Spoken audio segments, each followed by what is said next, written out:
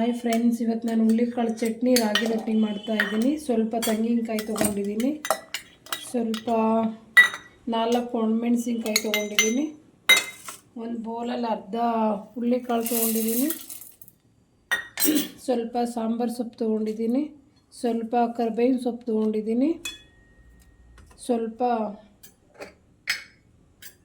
1/4 spoon ಉಪ್ಪು ತೊಗೊಂಡಿದ್ದೀನಿ. ಇವತ್ತು ನಮ್ಮ ಮನೆಯಲ್ಲಿ ರಾಗಿ ರೊಟ್ಟಿ ಹುಚ್ಚಳ ಚಟ್ನಿ ಮಾಡ್ತಾಯಿದ್ದೀನಿ ಫ್ರೆಂಡ್ಸ್.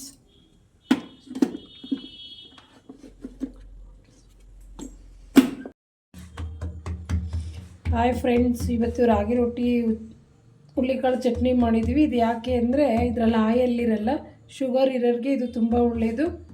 ಆದರೆ ವಾರಕ್ಕೊಂದಿನಾದ್ರೂ ರಾಗಿ ರೊಟ್ಟಿ ತಿನ್ನಬೇಕು ಶುಗರ್ ಇರೋರು.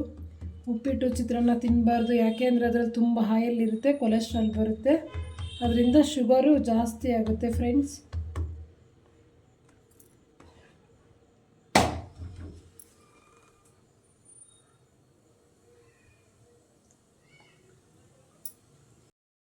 ಹಾಯ್ ಫ್ರೆಂಡ್ಸ್, ಇವಾಗ ನಮ್ಮದು ಹುಳ್ಳಿಕಾಳು ಚಟ್ನಿ ರಾಗಿ ರೊಟ್ಟಿ ರೆಡಿಯಾಗಿದೆ ಫ್ರೆಂಡ್ಸ್.